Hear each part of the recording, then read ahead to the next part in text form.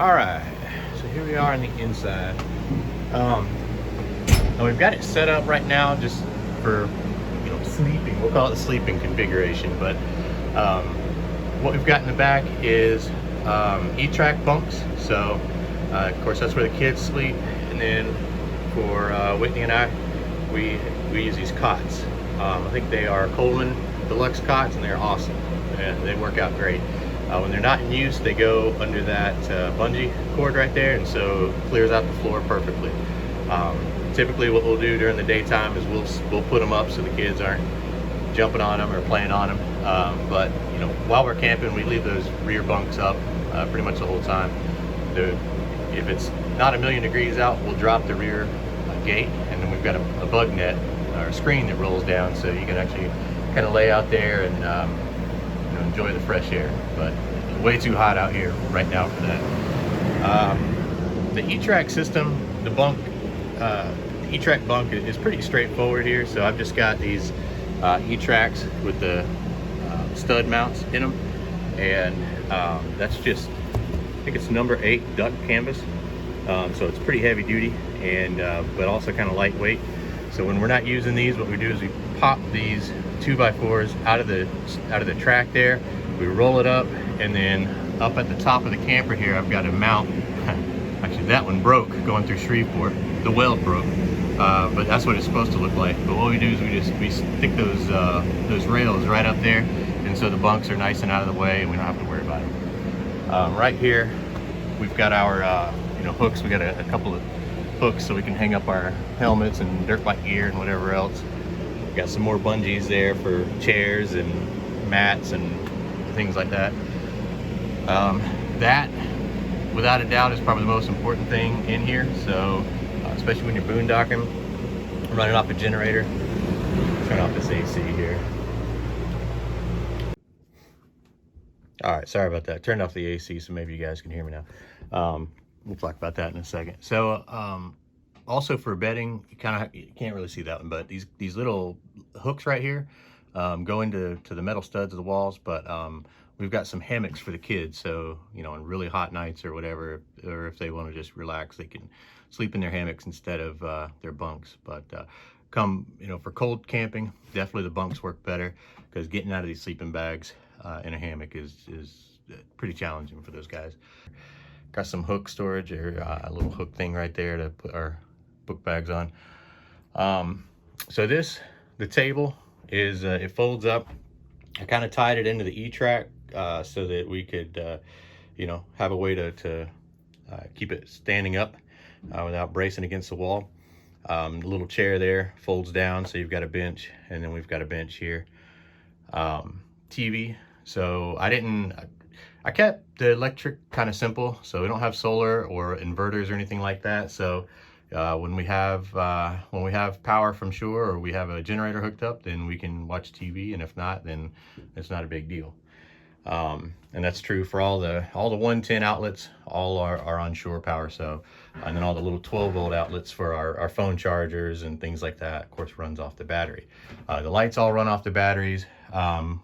Battery, there's only one, just 100 amp hour AGM, but these are just little God, I don't even know where I got them off of Amazon, but just little flush mount. Well, no, they're not flush mount, puck lights, I don't know, but they're really shallow. They're only about a ½ inch deep, so they fit into the ceiling space really well. And up here I do have it insulated in the ceiling. It's just 1 inch, that foam board, Pink Panther foam board stuff, so that is up there in the ceiling. And I think that helps out quite a bit, as well as the Tropicool paint that I have on top, so that helps out some. But for the walls, it's a dark gray camper, so it does get hot in here quick.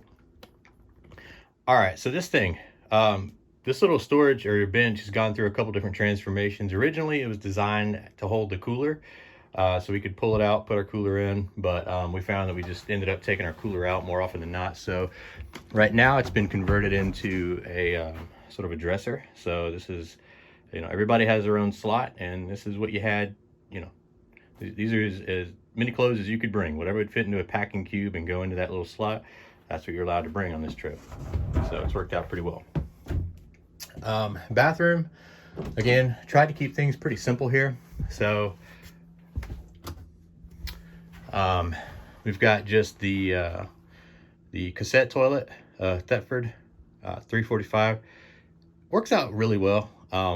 You know, when it's full, you just go to porta potty or a regular bathhouse and dump it. There's no black tank to worry about or anything like that. You know, got our cool little mirror there. Rule number one of the camper, and our kids break it every single time. That's where I've got my electric, what in the world is that called? Breaker box? Panel. Breaker box. Magic box.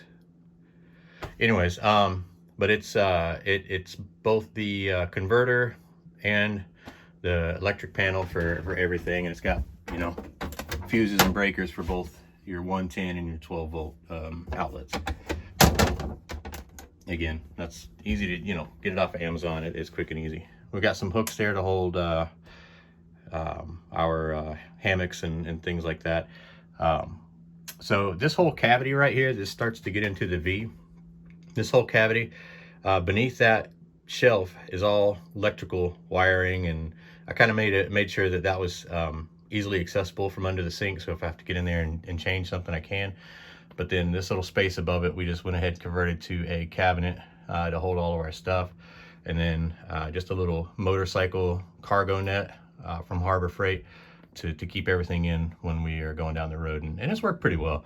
We only had a couple things fall out going through Shreveport, which is amazing, actually. Of course, our little map of the U.S. here, and our little calendar and whatnot. But all right, so the kitchen.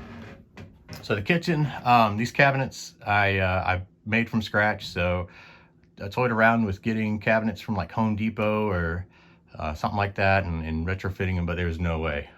Especially when you're working in a V like this, it wasn't going to work. So it's just easier to frame them out using, or I used 2x2s and then faced it with 5mm underlayment. So they're pretty light.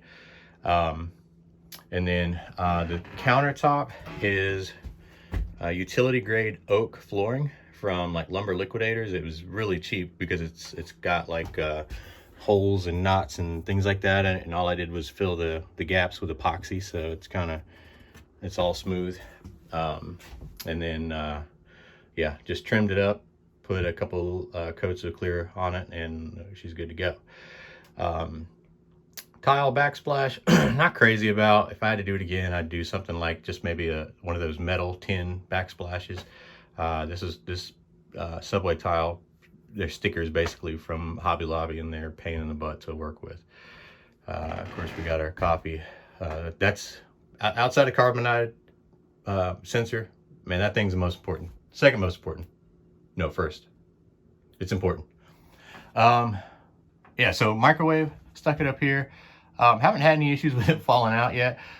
This cabinet, it does have a lip on it, probably like a 1-inch lip to keep things from sliding around. So that's worked out really well. Of course, I've got an outlet up there to power that. The cabinets, just again, try to keep it simple. You know, our pantry, if you will. And then threw in a little divider here to hold the plates. That was a last minute thing because driving around, the plates would just kind of scatter everywhere. So I got that through in the last second. For the drawers, this one I had to do a little bit of engineering on, so because we had the sink in the middle of it, so I've kind of got this void here, and I might put something there eventually, but for now that's just an empty void. But yeah, you know, it's nice to have this space, and they're soft close cabinets, so they've done a good job. They didn't fling out or anything going down the road, so that worked out well. Same thing here. Here we've got just a little lock box again, because the shape of this V, you know, it's kind of, it was impractical to put in an actual drawer, slide drawer. So what I ended up doing was just putting some hinges on it and a little lock on it. And so, you know, keep your money, checkbooks, whatever in there, and keeps it nice and safe. Underneath the sink here, we've got some more storage. And probably won't be able to see it, but we'll talk about it at least. The drainage for the sink, again, tried to keep this extremely simple. Originally I had just a 5-gallon bucket from Home Depot, and the water would just drain right into the 5-gallon bucket. and then you dump it wherever you can. It's only sink water, so it's not the worst thing in the world. Right now, I'll go back outside in a second, show you, but I've got a hose going from the sink drain outside into our portable waste bin, we call it a honey pot, whatever it is, but that's worked out really well so far. And it frees up all that space underneath the cabinet. Right here, so right here, we got just, again, a ton more storage, liquor cabinet, but that's behind the liquor and the wine is our freshwater tank. So it's a 10-gallon freshwater tank. I'll try to explain the water setup here. It's kind of complicated, but actually it's not. It's simple. So I plumbed the water inlet that comes, you know, from, say, the city water hookup. I plumbed that to the cold water tap. Okay.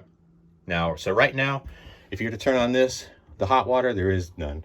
We don't have a hot water heater. Don't need it.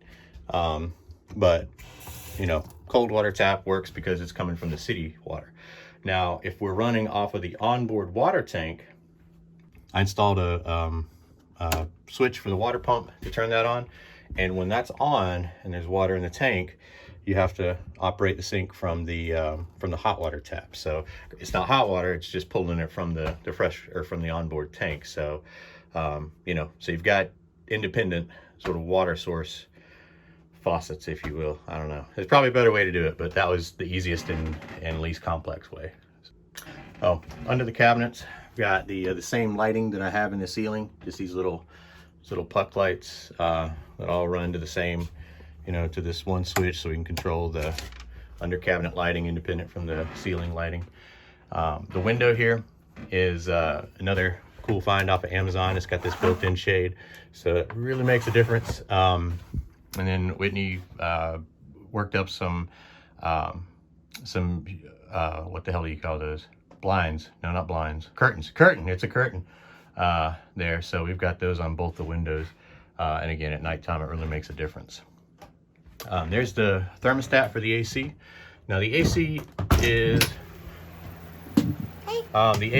a Advent Air 12.5, maybe 13,500 BTU unit. I chose to go with the thermostat here, the remote thermostat. Hey, Savannah, you say hey? Making a video.